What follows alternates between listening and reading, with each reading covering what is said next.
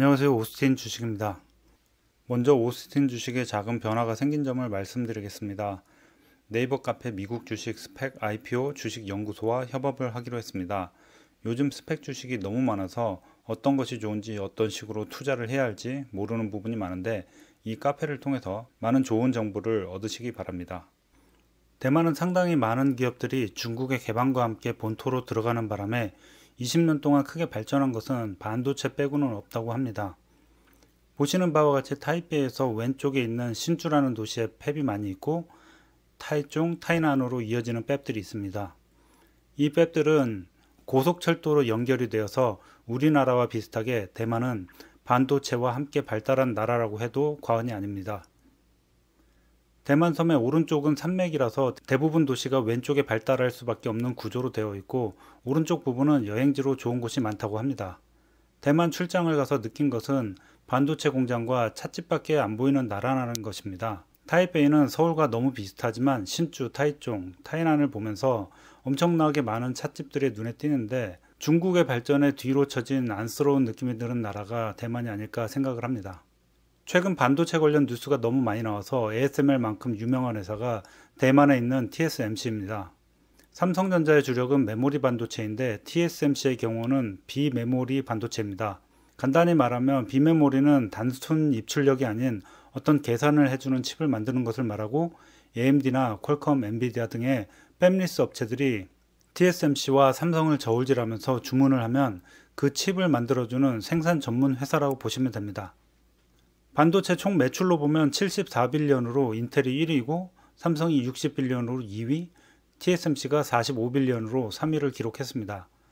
TSMC는 파운드리 마켓시어의 절반을 차지하고 삼성이 2위로 뒤를 쫓고 있지만 아직은 18.8%밖에 안 돼서 디램이 아닌 파운드리에서의 삼성은 아직 한참 멀리 뒤쳐져 있습니다. 삼성도 마찬가지지만 보시다시피 TSMC는 지속적으로 영업이익이 증가하고 투자도 지속적으로 늘려왔습니다.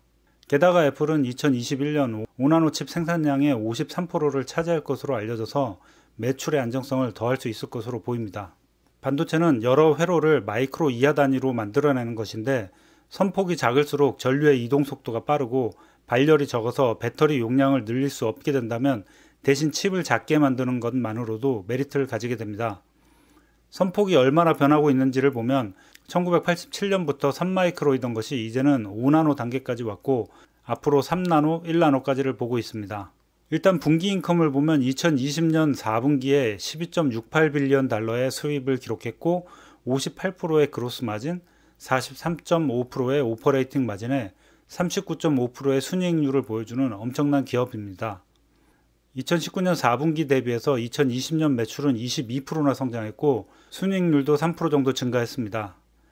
작년 3분기 대비해서 매출은 4.4% 증가했고 순이익률도 38.5%로 역시 상당히 높습니다. 지금까지 봐왔던 기업들 중에서 가장 높은 순이익률을 보여주고 있습니다. 기술에 따른 수입을 보면 지난 2분기에 5나노 관련한 매출이 급속도로 느는 것을 알 수 있습니다. 그래프상으로 보면 2018년 매출을 이끌던 7나노 매출이 5나노 제품군으로 빠르게 변화돼서 2020년 4분기에 5나노 제품이 매출의 20%를 차지하고 7나노 제품이 29%를 차지했습니다. 2019년 대비 2020년 매출을 보면 5나노 제품이 급격히 늘어서 8%이고 2019년 27%이던 7나노 제품이 33%로 늘어나서 16나노에서 좀 더 집적도가 늘어나게 된 것으로 보입니다.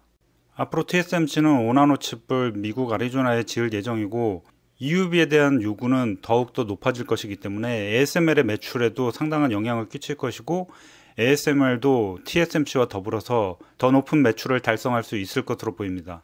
2020년 전체 매출 구성을 보면 거의 절반이 핸드폰에서 나오고 33%가 하이퍼포먼스 컴퓨팅에서 나옵니다.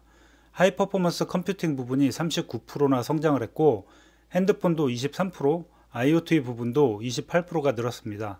차량 부분이 7% 줄었다는 것이 요즘 자동차들이 반도체 부품이 없어서 차를 못 만든다는 것과 연관이 있어 보입니다. 아직 2020년 재무제표가 나오지 않아서 2019년 자료를 기준으로 설명드리겠습니다.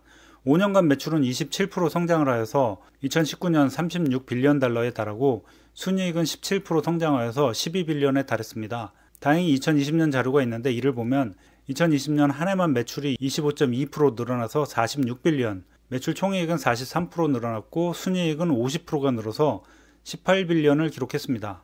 TSMC는 정말 작년 한 해에 폭발적인 성장을 기록했습니다. 5년간 성장을 해서 현금 등가물은 27.5빌리언이나 되고 10% 성장을 했습니다. 총 자산은 75.7빌리언으로 37% 성장을 하였습니다. 유동 비율은 137%로 상당히 양호하며 부채 비율도 28%로 굉장히 좋습니다. 매출 비중을 보면 매출 총이익은 46%, 순이익은 33.1%로 제조업이 아닐 정도로 상당히 높습니다. 애플이 21%, 엔비디아가 25.6%, AMD가 25.5% 등으로 잘 나가는 기업들과 비교를 해봐도 상당히 높습니다.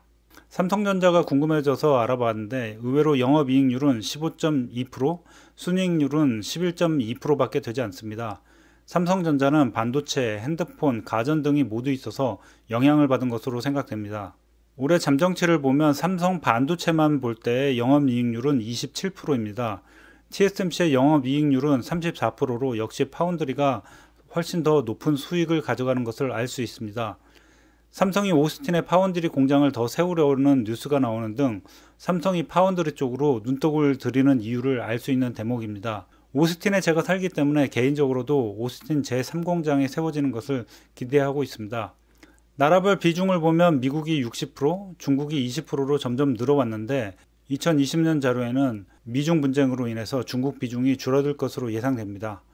영업비용 부분을 보면 연구개발비는 꾸준히 8%대를 유지하고 있고 판관비는 2%로 상당히 적습니다. 대만 월급이 상당히 약한 편인데 같은 직장인으로서 이 정도까지는 너무 좀 심한 거 아닌가 하는 생각이 듭니다. TSMC에 대해서 총 점수는 4.5점을 주었습니다. 성장성 부분을 보면 매출이 5년간 27% 성장한 점, 2020년 순이익이 50%나 증가한 점을 들었습니다. 안정성도 별 5을 주었습니다. 유동 비율이 137%인 점, 부채 비율이 28%밖에 되지 않는 점, 현금이 27.5빌리언을 가지고 있는 점을 들었습니다. 리스크는 별 4을 주었고 지정학적으로 중국과의 리스크가 있는 점, 지진이 빈발한다는 점을 들었습니다. 가격 지표로도 별 4을 주었습니다. 펀은 40.45%, PBR은 34.53, PSR은 8.47로 제조업으로 본다면 좀 높은 비율입니다. 경쟁 우위는 5점을 주었습니다. 50%가 넘는 독점을 하고 있고 애플과 강한 매출 관계를 가지고 있다는 점을 들었습니다. TSMC는 제조업이라기에는 너무 높은 이익률을 보여주고 있습니다. 그 이유로는 4차 산업의 핵심 부품을 제조하기 때문에 기존의 2차 산업과는 다르다고 할 수 있고 50%가 넘는 마켓쉐어를 보이고 그동안 반도체의 치킨 게임 속에서 살아남은 빅3 기업 중에 하나이기 때문이라고 할 수 있겠습니다.